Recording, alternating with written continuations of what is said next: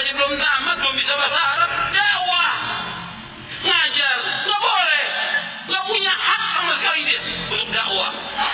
Itu namanya ilmunya masih dangkal. Sebab yang namanya bahasa Arab bagi seorang ustadz itu mutlak harus dia betul-betul paham. Iya, saya gak bisa baca kitab gundul karena durasi mondok saya gak selama jenengan kan.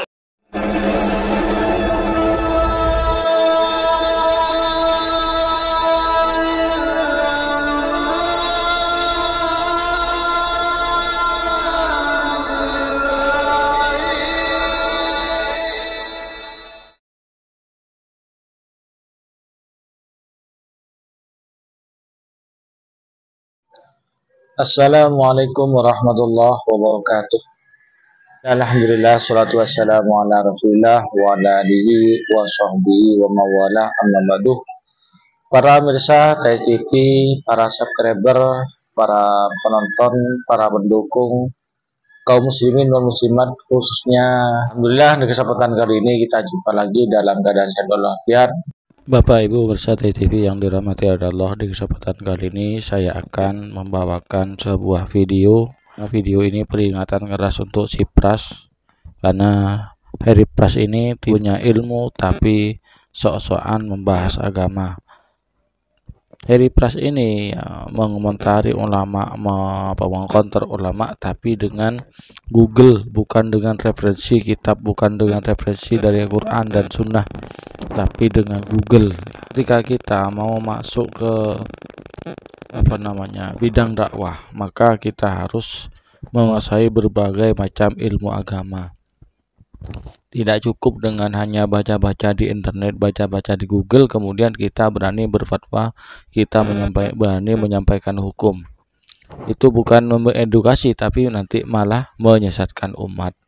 Seperti Heri Pras ini tidak punya kemampuan, tidak punya ilmu yang cukup, dia otodidak, langsung baca di internet, baca di Google, baca di buku, kemudian disampaikan di media, dibuat konten. Ini sangat berbahaya dan merusak akidah umat, merusak akidah masyarakat. Dan ini perlu diluruskan agar hal ini tidak ditiru oleh orang-orang lain. Dan hal ini pun di Heri Pras ini mendapatkan peringatan keras dari Ustadz pentolan Salafi Wahabi, yaitu Ustadz Yazid Jawas. Mari kita simak videonya. Baca kitab aja belum tamat, belum bisa bahasa Arab, dakwah, ngajar, nggak boleh, nggak punya hak sama sekali dia untuk dakwah. Itu namanya ilmunya masih dangkal.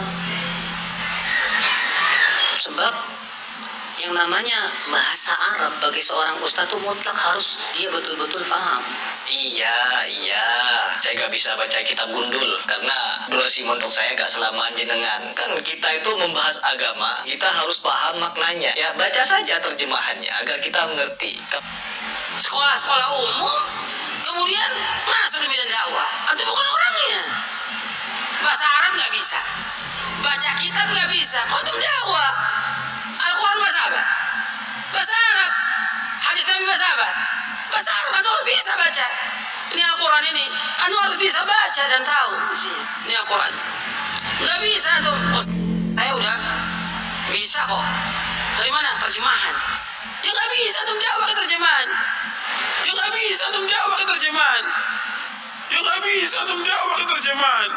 Kalau ingin mendakwahkan Islam ke Amerika begitu, jangan pakai bahasa Arab, pakai bahasa Inggris, belajar bahasa Inggris. Banyak yang tampil dai-dai yang nggak ngerti, dai karbitan, yang nggak ngerti agama, ceramah.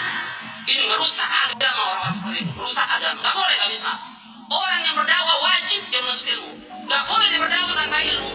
Apalagi bekas pelawak, bekas penyanyi mau dakwah, nggak boleh. Belajar dulu. Bekas pendeta, mantan pendeta, wajib dia belajar agama, Al-Quran, Sunnah, misalnya sampai dia menguasai baru dia berdakwah. Gak punya hak sama sekali berdakwah.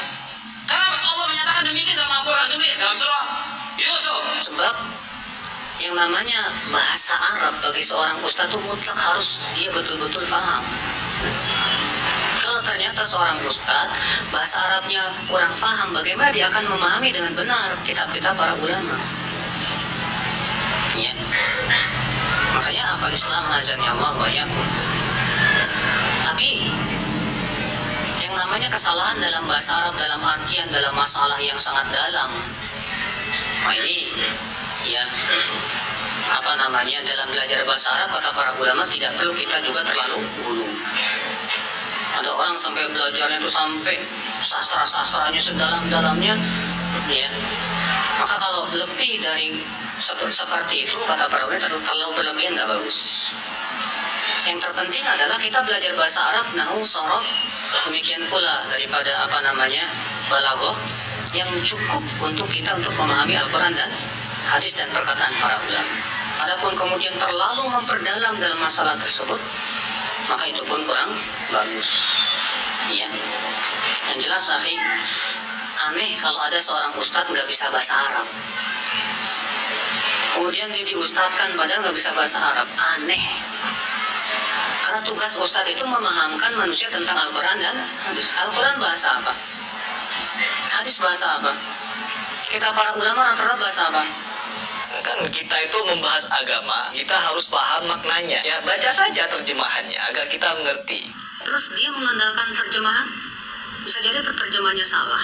Makanya akhwal Islam azanullah, siapapun yang sudah terjun ke medan dakwah maka wajib dia fardu ain buat dia untuk belajar bahasa Arab. Memang pendapat yang paling kuat, pendapat jumhur bahwa belajar bahasa Arab itu fardu kifayah.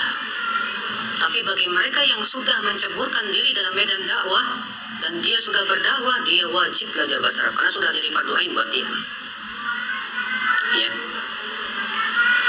Sekarang kan yang namanya ngajar nggak lepas dari menjawab pertanyaan, ya tidak? Yang namanya menjawab pertanyaan itu jenis dari fatwa loh, Pak. Dan syarat orang yang boleh berfatwa diantaranya harus menguasai bahasa Arab. Bapak Ibu pemirsa TV yang dirahmati Allah, mudah-mudahan video yang kami bawakan bisa dapat menyadarkan saudara kita Salafi Wahabi, terutama Heri Pras, ya, sehingga tidak sembrono dalam memahami agama, tidak sembrono menyampaikan ilmu agama padahal dia itu bukan pakarnya. Mudah-mudahan Heri Pras oleh Allah diberi hidayah sehingga menyadari apa yang dilakukan itu salah dan bisa belajar pada guru yang benar. Demikian, mudah-mudahan bermanfaat bagi kita bersama. Bapak Ibu pemirsa TV yang dirahmati oleh Allah, mudah-mudahan apa yang saya sampaikan ini ada manfaatnya walaupun sedikit. Dan hadanallahu wa iyyakum. Wassalamualaikum warahmatullahi wabarakatuh.